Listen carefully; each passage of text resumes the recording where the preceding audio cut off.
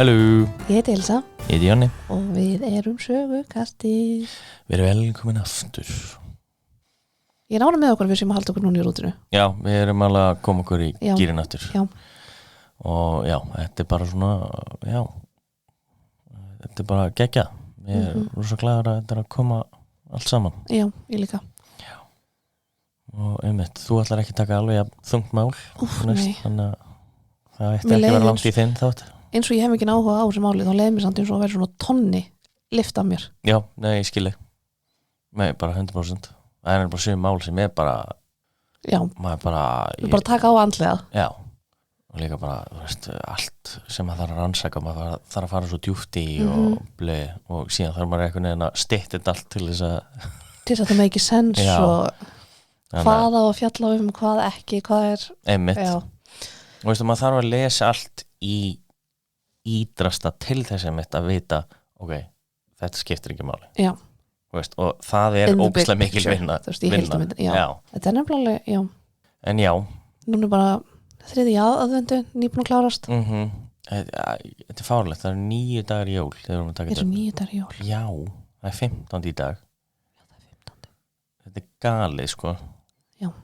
Þannig að, já. En við erum allavega næstu búin á öllu. Já, það er rosa lítið eftir. Ég tók eitt stopp þarna í desember og... Já, rosa þægilegt þegar annar er að fljúa. Já, þannig að en ég er bara mjög fein að ég kom öllu til landsins.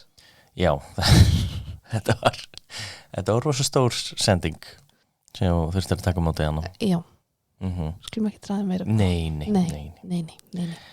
En að öðru, Já, þarna, ég ætla nú bara svona að heyra jólastemmingunni Þú veist, ertu komin í jólastuð? ég er að reyna það. Já. Ég er að reyna að leggja mig fram í það. Ég er nefnilega búin að vera þannig að mér líður ekkert eins og að séu 9 dagar í jól. Nei. Mér líður eins og bara það sé ennþá nóvember. Sko. Já, ég er alveg sammálaður. Þannig að ég er búin að kaupa eitthvað jólaskreit og reyna eitthvað að skreita á eitthvað og kvekta á jólatónlist í fyrsta sinn í dag. Já, einmitt. Og ég keypti jólatré. Já. Við eftir að setja upp. Já. Og þá eftir að sjá hvernig kallar taki í það. Það verður áhugavert. Ég segi við byrjum bara á jólatrénu og seríunni og vinnum okkur síðan út á því. Já.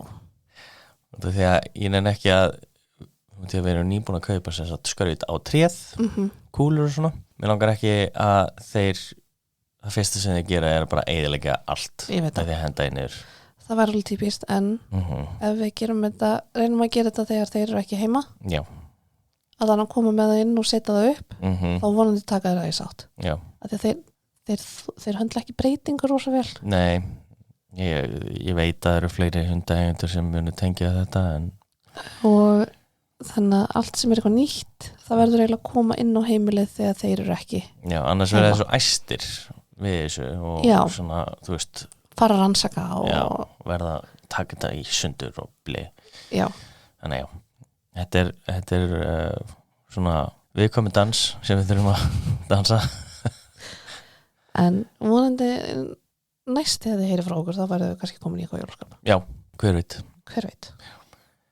Ég held samt að ég komist í jólaskap á því að fara til Rómar. Já. Það gæti gerst. Já, örugglega. Já, ég er bara þetta er bara böggandi, þú ert að fara ein til Rómar í eitt kvöld. Ég veit, en mér langar bara til Rómar, ok? Ég er bara mannlegur. Og hundi kem ég bara með ítalsku jólamenninguna og öll íslensku jólalögin beint í æð og kem með stemminguna heim. Já. Sem ég lenda á Þorláksmessu. Já. En þú ert með eitthvað mál. Já, ef ekki bara byrja. Jú, hendum í það. Það er langt sem við tala svona mikið fyrir þátt. Já, ég er líka perrast yfir að vera ekki til Rómar. Ok, þetta ramnastu Páll.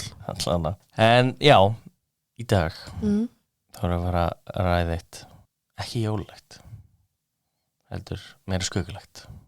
Já, því þú ætlar ekki að sleppa spooky season. Nei. Það er svolítið seinna á vagninum. Ég veit, þessi þáttur er löngu til, bara við höfum ekki haft tíma til þess að taka nú. Nei, true.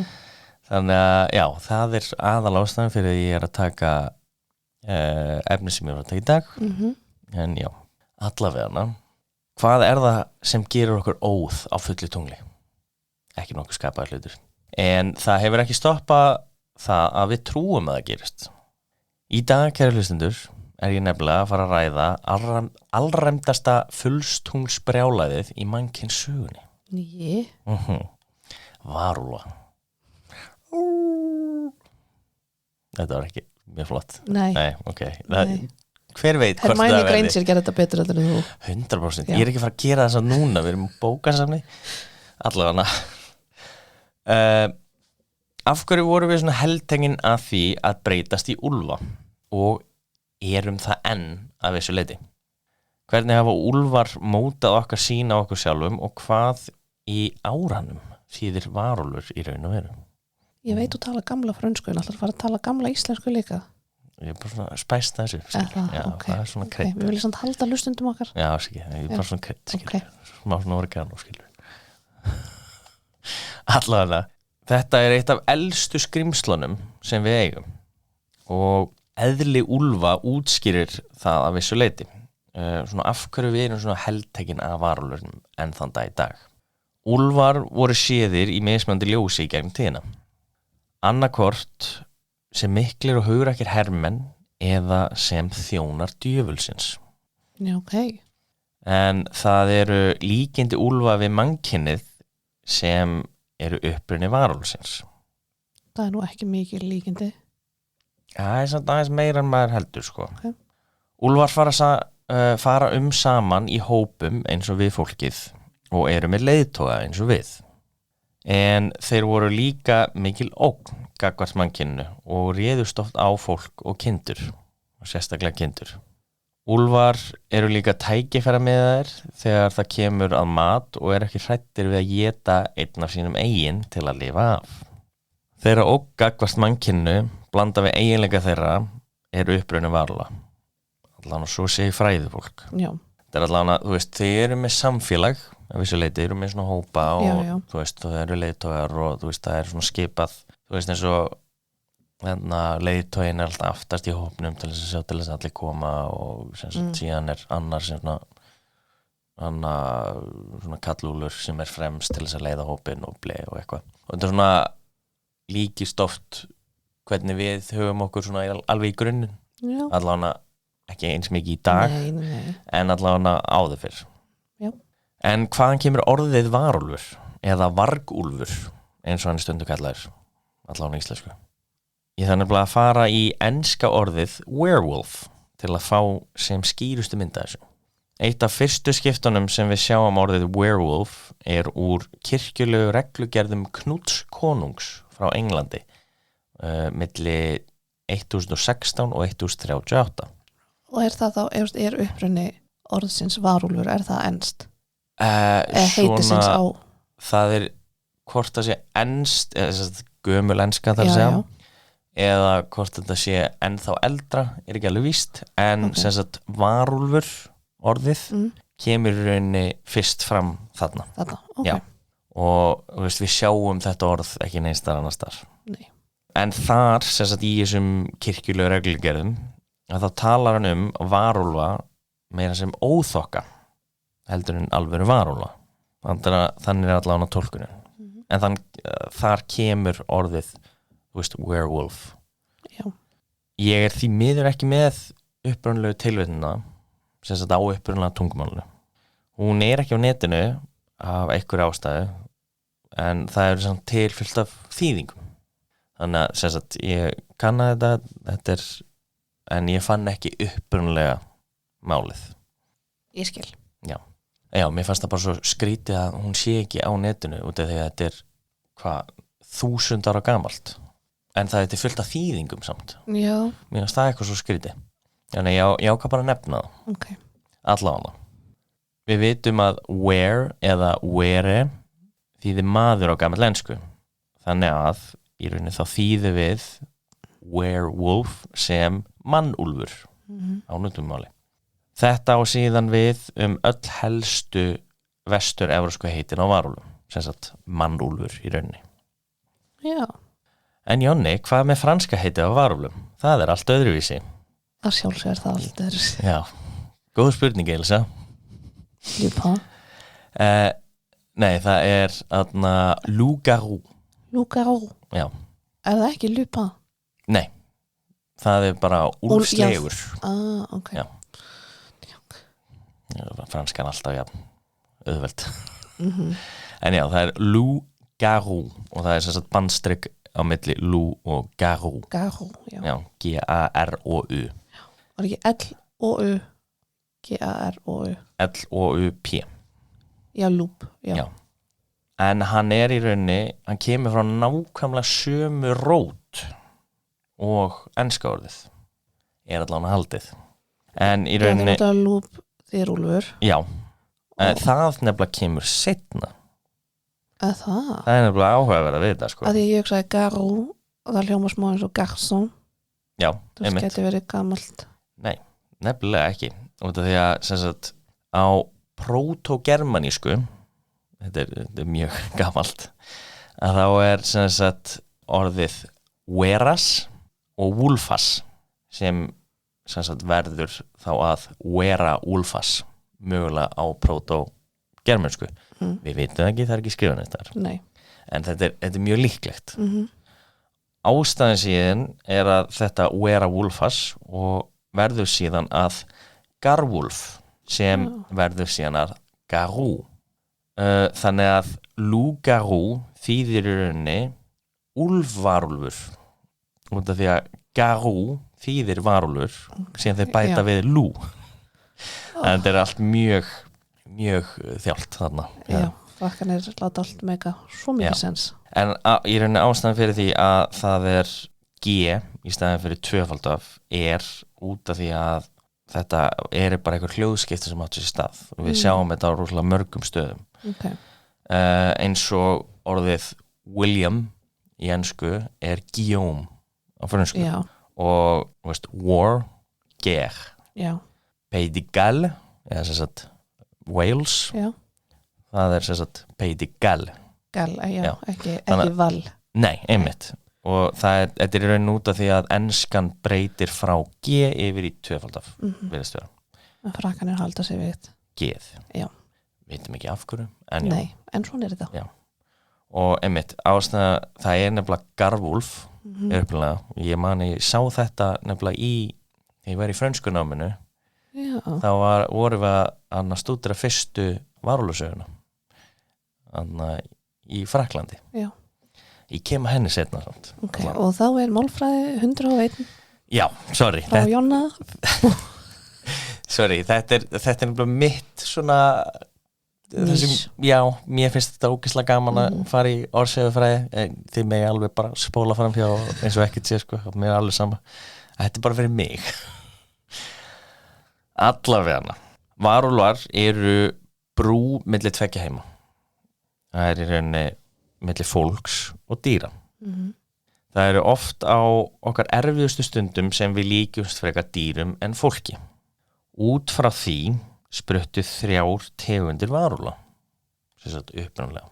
Það fórnalambið, það sem kallað bölvunarúlfar og berserkir. Og svona þetta hefur haldist að mestu leyti óbreytt þangað til í dag. Ok. Að ég held að það væri bara varúlfar. Nei, þetta í rauninni svona, þetta allt varúlfar. Ég held að víst. Já, það fyrirgefðu. En þetta í rauninni allt varúlfar, en þetta í rauninni mismunandi ástæði fyrir því að af hverju fólk verður varúlfar. Ok. Elsta varúlfasaga sem vitað kemur úr sögu Gilgamesh. Það gyðja ástar, hún biður Gilgamesh að gifta sér, en Gilgamesh neitar henni. Hann minnir hana á fyrrum elsku hennar sem tilbað hana, gaf henni nýbaka brauð á hverjum degi og slátraði börnum hennar til heiðurs, dag eftir dag. Okay. Henni leiddist síðan hans ást og breytti honum í úlf og varð hann veiddur af sínum þorpsbúum. Þetta fyrsta sagan sem af varúlfum, sem sagt að fólki að breytast í úlfa. Já. Og það oft sem sagt... Þessi greið hafði ekkert val. Nei, hann var bara yfir sig fullar af ást og henni leiddist og bara breytti honum í úlf. En já, hann verður bara venjulegur úlfur, skilur. Já, hann ekki varúlfur eins og við þekkjum hann í dag. Nei, þess að þú ert annarkvort maður eða úlfur. Já, þú ert svona bæði einhvern veginn. Já, þegar þú ert í úlf. Já, veist, eins og við hugsaum Harry Potter 3, einmitt. Veist, þetta ekki þannig, hann bara úlfur, skilur.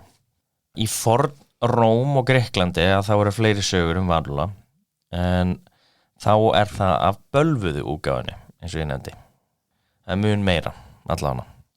Frægasta dæmið úr umskiptunum eftir Óvid. Í henni Líkán kongur sem býður guðunum í mat þar sem hann gabbaði þau. Hann drepur og matreiðir son sinn Niktímos. Hann gefur þeim hann að borða, en þegar þau átta sig á þessu að þá breytir seifur honum í úlf á meðan Niktímos var endurlíkaður. Mögulega einhverju sem heyra eitthvað kunnulegt hér, sem tengja kannski Líkán við lycanthropy eða það að breytast í varúlf eða úlf. Líkos þýðir úlfur og anthropos þýðir maður á grísku og þetta það saman að þá kemur orðið lycanthropy sem notað mjög mikið í þessu hérna. Við bara eigum ekki neitt orð á íslensku fyrir þetta. Nei, eins og svo oft aður. Nefnilega. Þetta vandamáli sem við eigumst alltof oft á. En varúlamítan var tengd guðdómlegri refsingu eða bölvunum í forn Róm og Grikklandi. Sérstaklega það að refsa fyrir mannát, þar sem að úlfar voru þekktir fyrir að borða mannakjöt og sína eigin, sem sagt að borða úlfa. Síðan Róm náttúrulega með eina frægust úlfasögu alltaf tíma, sagan af Rómulusi og Remusi, þannig að þeirra hugmyndum úlfa manns blöndu kemur ekki upp úr engu, sko. Þegar þú segir Rómulus og Remus, það eina sem ég hugsa hana vísan. Já. Rómulus og Remus réðst inn í Rómaborg. Já. Rómaborg rændi þar og riflaði rafabörum á Róm. Ekki eitthvað svoleiðis? Jú, ég veit hvað það tala En já, sem sagt bara í mjög stuttumáli þá saga Rómulus og Remusar að þeir voru bræður sem voru þar sem foreldrar þeirra vildi ekki eiga á og þeir voru settir í körfu niður Tíberána og þeir fóru eitthvað staðar á land og það var úlfinja sem kom þeim og hélt þeim í þeim lífi. Og einmitt gaf þeim mjólk frá sínu eigin brjósti og blei. Þannig að það þessi úlfasaga allavega. Þetta voru samt ekki bara sögur.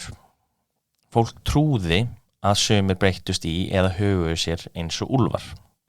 Heródótos, sagfræðingurinn, skrifar Nevri fólkið frá eyjunni Skíaþos sem í miðju Egefshafi að þeir gætu verið töframenn, þess að þetta Nevri fólk.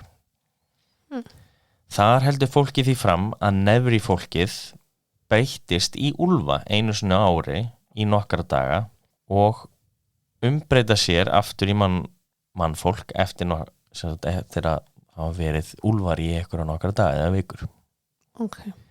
Fólk sem segir þessa hluti sannfærir mig ekki, segir Heródótos. En þau segja þessa sögu enn og sverja fyrir henni. Þannig að fólki trúi á þetta.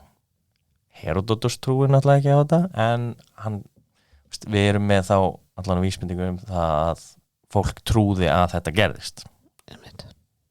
Síðan eru sumir sem horfa á þetta sem andlegan sjúkdóm. Oribasius hélt því fram að þetta væri melankólía sem hægt væri að lækna. Og það melankólía bara þunglyndi. Fólk fór út að nóttu til og hagaði sér eins og úlfar í kirkjugörðum. Einkenni voru innantóm augu og að tungan sérstaklega þurr. Þau gætu ekki framleitt munnvatn. Það mjög áhugaverður punktur. Já, nefnilega. En þú veist, fólk var að stúdera þetta og þetta greinilega eitthvað sem var að gerast. En þetta greinilega bara eitthvað sem hefur verið í ykkur kannski geðrofi eða? 100%, sko. Þetta 100% eitthvað þar sem við skiljum miklu betur í dag en þau bara vissi ekki hvað þetta var þannig að þau útskýrða á þennan veg eitthvað svona fantasíu veg já, þetta bara mér finnst að við hefum ekki að vera að dæma fólk á þessum tíma fyrir hvernig það útskýrir þau náttúrulega bara vissu miklu minna svona hluti þannig að já, en þetta bara eins og það var en já, hann tók eftir líka Oribasius að þau voru með sár á sköflungnum eftir að hafa skrapað hann oft sérstaklega með því að vera á 4 fótum og já en þar heldur hann fram að það sé hægt að lækna það veistu hvernig? Getur þú gískað hvernig á að lækna svona? Með hvítlök? Nei. Það eru vampírur. Já. Nei, en þetta er klassíska aðferðin á því að draga úr þeim blóðið. Já. Eins og var lækning fyrir öllu greinilega. Einmitt. En gerði illt verra? Já. Alveg magna. Hvað kallast þetta aftur?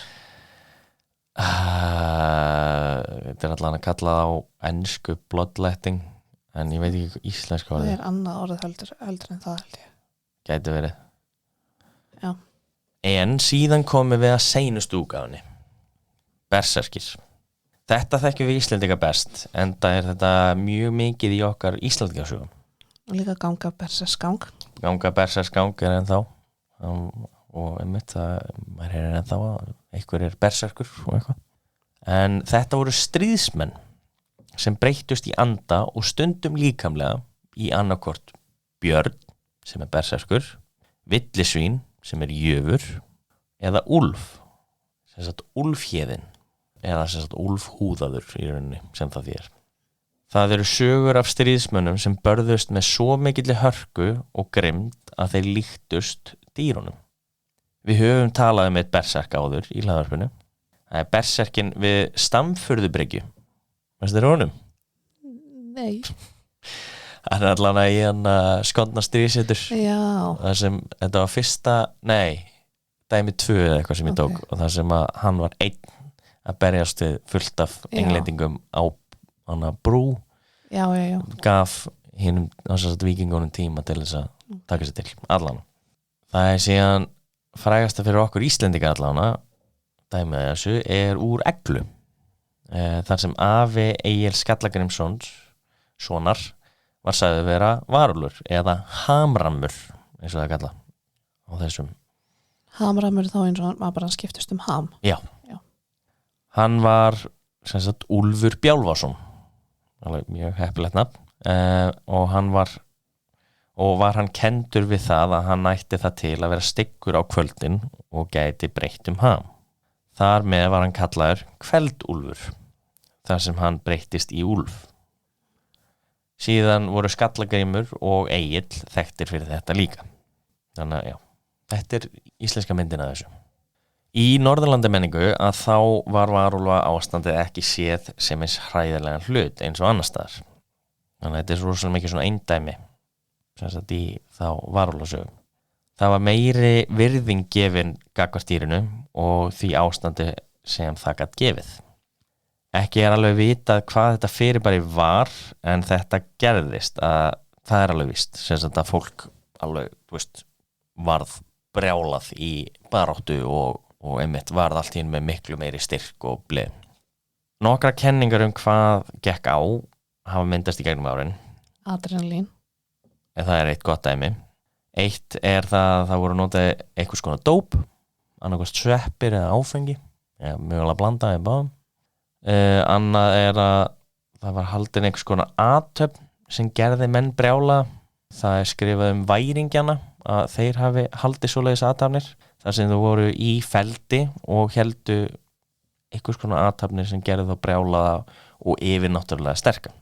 Þannig að svona dóp pælingin meikar alveg sens í tengslu við svona athafnir Já, en fyrir mér þá hugsa ég bara adrenalín og hópæsingur 100% ég er ekki að tissa og það væri bara ástæðan já og einmitt það þetta athafna dæmi að það sé aðal ástæðan það er meikar ekki alveg sens og það var ekki alltaf hægt og því að stundum hafði bara engan tíma til að undirbúa sig en voru samt hamramir til að mynda berserkurinn við Stamfjörðubryggi.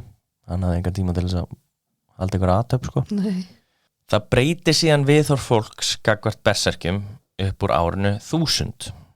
Viltu giska af hverju þá? Síðaskipti. Já.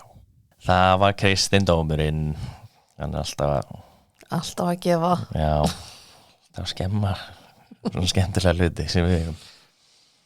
En það var hort illa á alla heiðna siði og að fara berserksgang var svo sannlega heiðið.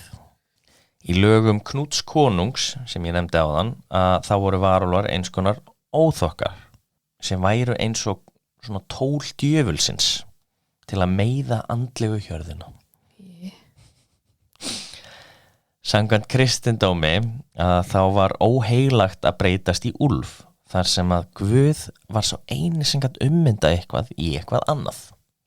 Þar með var hort á varúla sem eitthvað sem á að afsanna, sem annarkvort andleg veikindi eða áhrif djöfla. Það er ekkert annað. Nei. En síðan er ekki langt þangað til að við fáum nýja mynd á varúlum, sem sagt 4. gerðina. Vorkennanlegum varúlf eða sympathetic werewolf. Þetta var svona besta þýðingin sem ég gat fundið.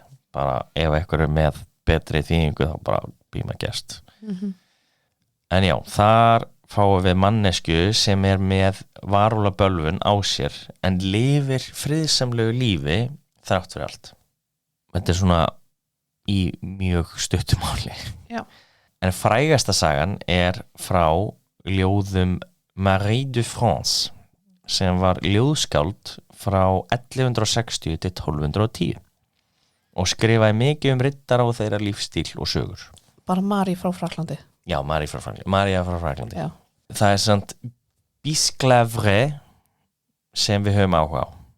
Bisclavre, þetta er rosalega óþjált, byrjar á því að útskýra að hann Bisclavre er orð fyrir varúla á bretónsku en þekkist sem garvúlf hjá norðmönnum sem bjuggu í Normandi.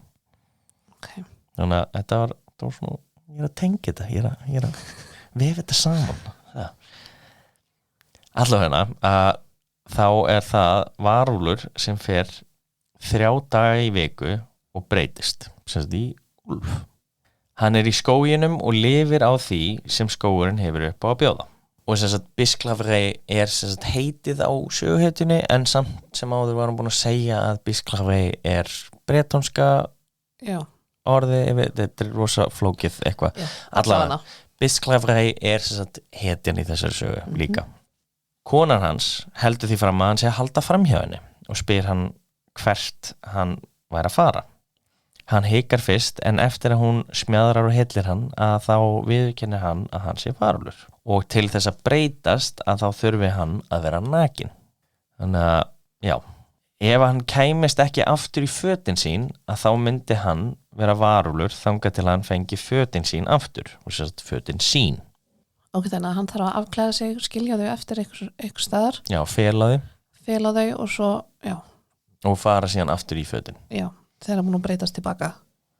Nei, bara hann þarf að fara í fötin til þess að breytast tilbaka. Ok. Þannig að sem sagt ef hann Þannig að hann er í sömu stærð sem maður og varúlfur. Virðist vera. Okay. Það er engin lýsing þannig á varúlfum en það er svona eina sem make sense. Nei, einmitt. Já, ef hann kæmist ekki aftur í fötin sín að þá myndi hann vera varúlfur þangað til hann fengi fötin sín aftur. Hún fær það upp úr honum hvar hann felur fötin og gerir smá plan. Tekur þau. Hún fær riddara sem hafði verið að daðra við hana til að stela fötunum hjá Bisclavre. Hann gerir það og síðan gifta þau sig. Sem þetta riddarinn og konan. Það líður 1 ár og kóngurinn í þessu ríki er á veiðum þegar hann hittir Bisclavre. Hann er mjög öngunarverður og biður hann ekki að drepa sig með því að sleikja fætur hans. Þess að þegar hann er varúlfur þá getur hann ekki talað. Kóngurinn drepur hann ekki og tekur hann með sér. Hann verður síðan eins og lífverðurinn hans og fer aldrei frá kónginum. Hann er elskaður af öllum og er ljúfasta sál. Hann er meira bara svona hundur, skilur, en bara, eins og úlfhundur. miðað við lýsingar allan. Eftir ár að þá býður kóngurinn öllum lénsherrum sínum í veislu að ræða málin. Allt í einu brjálast Bisclavey og ræðst á einn af lénsherrunum.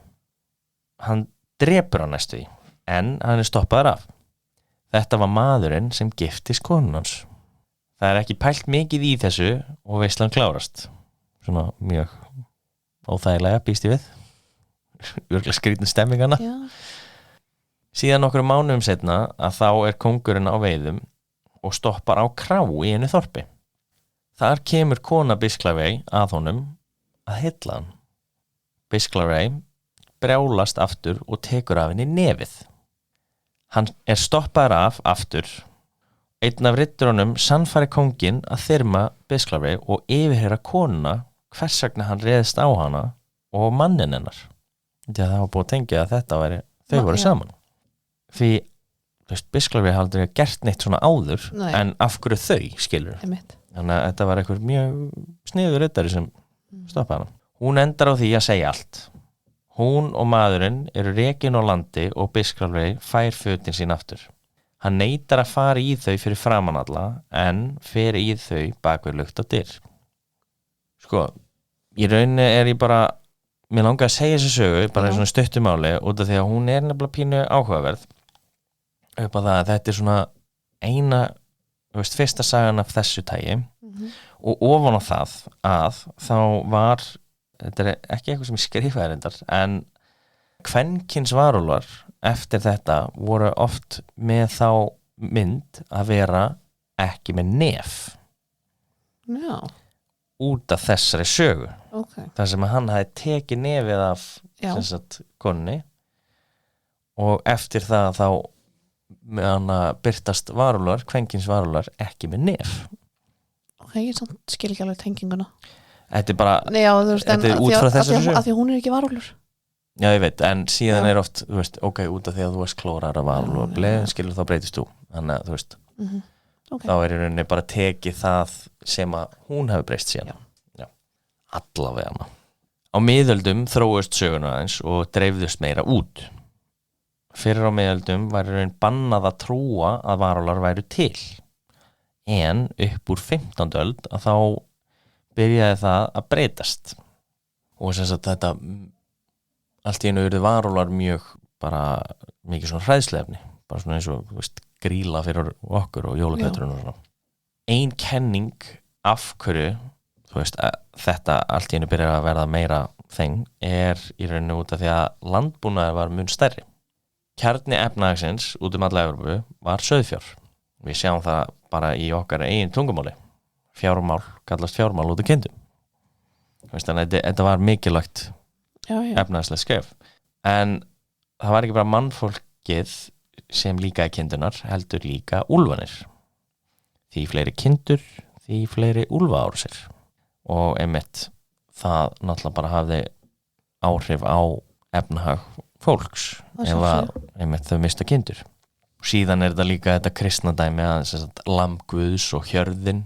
Þetta var svona mun vinsælla svona myndform hjá kirkjunni á þessum tíma. Og einmitt þar með var auðvelt að mála úlfinn og þar með varúlfinn sem svona þjóna djöfulsins. Þeir voru áleitnir skrimsli og urðu fleiri og fleiri fréttir innan gæsalappa af varúlfum. Þetta þróaðist síðan yfir í varúlfaréttarhöldin á 16. öld. Við höfum nornaveðanar og réttarhöldin á þessum tíma og þetta í rauninni það sama. Það eru varúlfaréttarhöldin og nornaveðanar bara sami hlutur. Þetta bara í rauninni nornaveðar á meira við konur og varúlfar meira við kalla. Fólk var ásakað að vera varúlfar og ásakað mannátt þá líka. Það í Malleus Maleficarium eftir Johann Sprenger og Heinrich Kramer þar sem við fáum bestu leiðirnar til þess að veiða nornir og hvernig á refsaðum. Það líka partur af henni sem segir að djöfullinn hjálpar þeim að birtast sem úlfar þó svo að þau hefði ekki breyst í rauninni. Sem sagt að í rauninni bara breyta hvernig fólk sér þau ekki í rauninni að breyta þeim sjálfum. Já. Kristnir djöflafræðingar á miðöldum héldu því fram að djöfullinn myndi birtast manni sem úlfur. Þannig að það rosalega mikið af áróðri gagnvart úlfum og það af leiðandi varúlfum. Já. Það líka sem sagt önnur kenning á bakvið af hverju varúlfa sögunar urðu tíðari. Það í rauninni þökk sé svartadauða. Svartidauði drapa minnst kosti 20% allra í Evrópu og sumir segja að þetta hafi verið nær 75%. Þannig að þetta var mikið magn af fólki sem dó. Algjörlega. Færra fólk þýddi það að voru færri sem tóku burt landsvæði frá úlfunum með þeim afleiðingum að úlfsfjöldin jókst mikið á þessum tíma. Árásir frá úlfahjörðum og fréttir af úlfahjörðum að geisa á milli staða jukust töluvert á 15. og 16. öld.